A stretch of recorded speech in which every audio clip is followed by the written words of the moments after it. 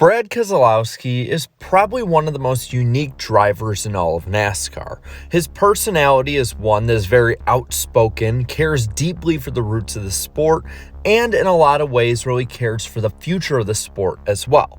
He currently is a car owner, as he is part owner of RFK or Roush Fenway Keselowski Racing, and he is a NASCAR Xfinity and NASCAR Cup Series champion. But Brad Keselowski has really done a lot for the future of NASCAR through his old team, Brad Keselowski Racing. And that's what I want to talk about today. The driver tree that has come out of Brad K Racing, because to be honest, it's really starting to come to fruition, even if it's a couple years after the team's closure. So let's go and have a little bit of a history lesson before we get right into it.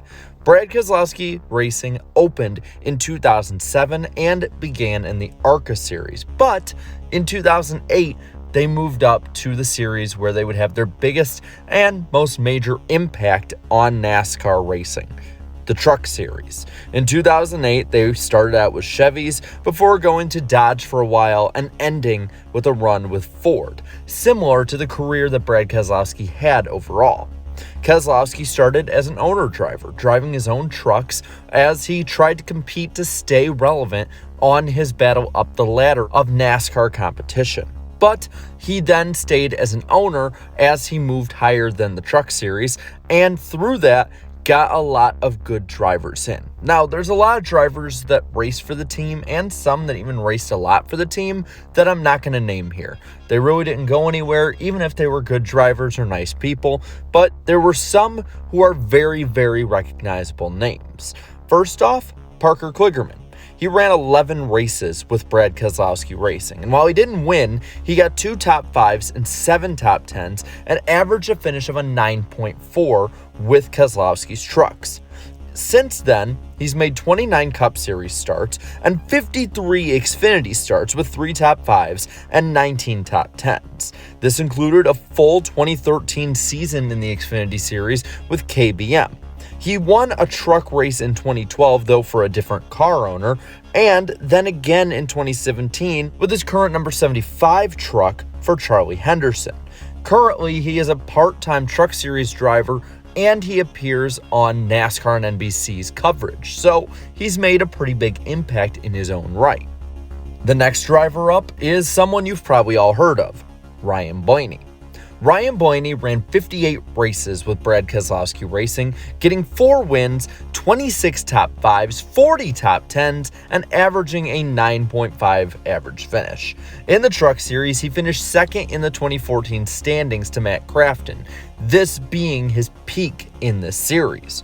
The Xfinity Series run that he had was a sporadic one. He never ran a full schedule, but in his 70 starts, he had 7 wins, meaning 10% of the races he's strapped into in the Xfinity Series, he scored a victory.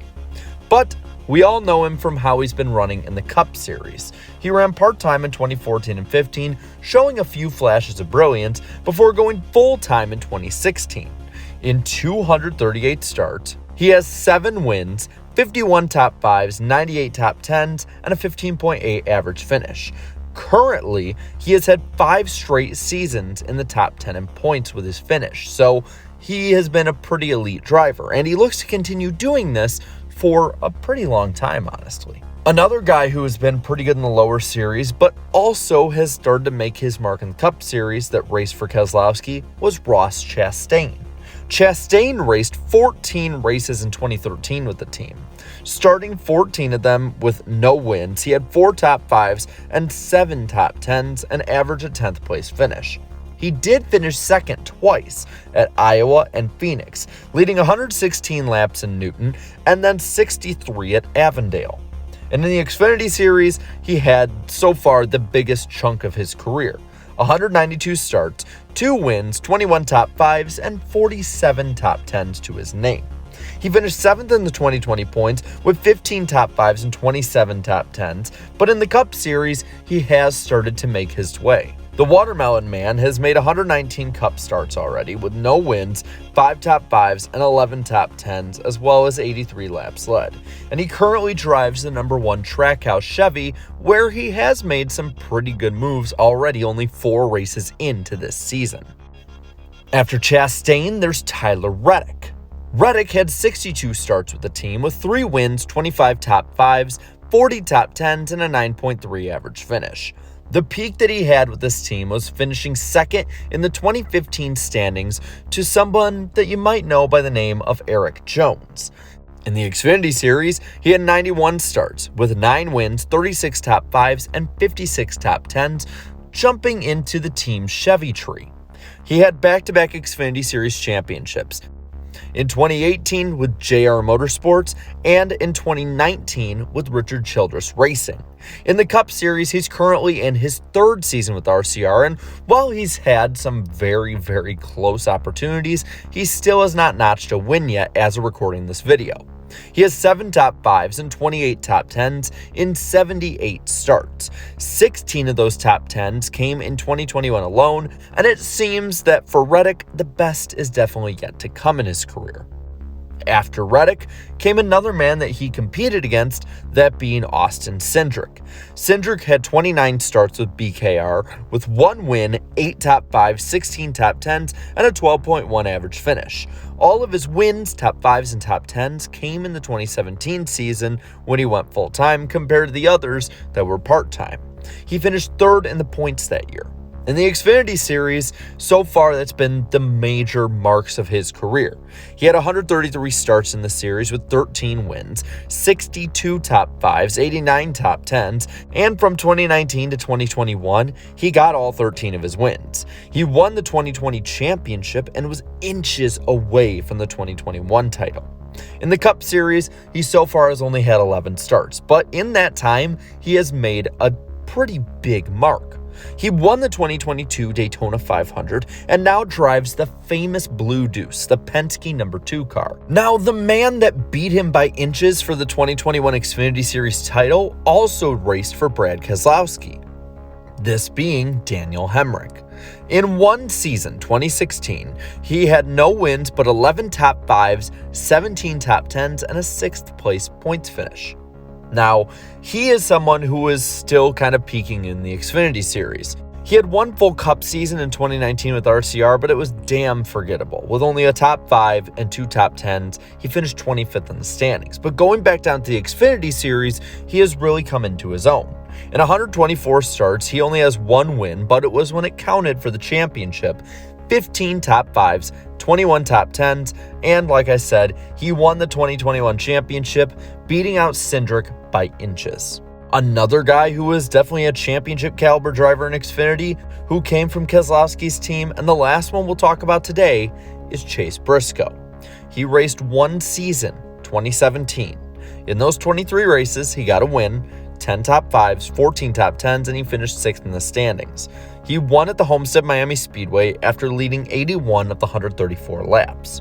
In the Xfinity Series, he had 85 starts with 11 wins, 30 top 5s, 53 top 10s, and he finished 4th in the standings after just not showing up at the end of the year. He won 9 races in 2020 alone in that year. In the Cup Series, he has only had 3 top 10s in his rookie campaign of 2021, but in 2022, he got himself his first Cup Series victory at Phoenix, becoming the 200th winner in the Cup Series, as well as a 3rd place finish in the Daytona 500, and already he has almost matched his top 10s from last year after only 4 races. So there's been a lot of good, or at least promising prospects who have come through Brad Keselowski Racing. While the team closed down in 2017, a legacy was definitely made by the performance that they put on track. While never winning a championship, they had 2 runner-up campaigns, Ryan Blaney in 2014 and Tyler Reddick in 2015. He had 11 wins as an owner, 107 top 5s, and 174 top 10s. Now, as for his former drivers, let's see how they did. In the Cup Series, former Brad Keselowski Racing drivers have gotten 9 wins, 67 top 5s, and 147 top 10s, but have yet to get a championship. In the Xfinity Series, there are 43 wins among them, 241 top 5s, 395 top 10s, and 4 Xfinity Series titles. And in the Truck Series, when you combine the stats that they had at the team, as well as after, well, they had 21 wins, 167 top 5s, and 312 top 10s, though 0 championships in the series.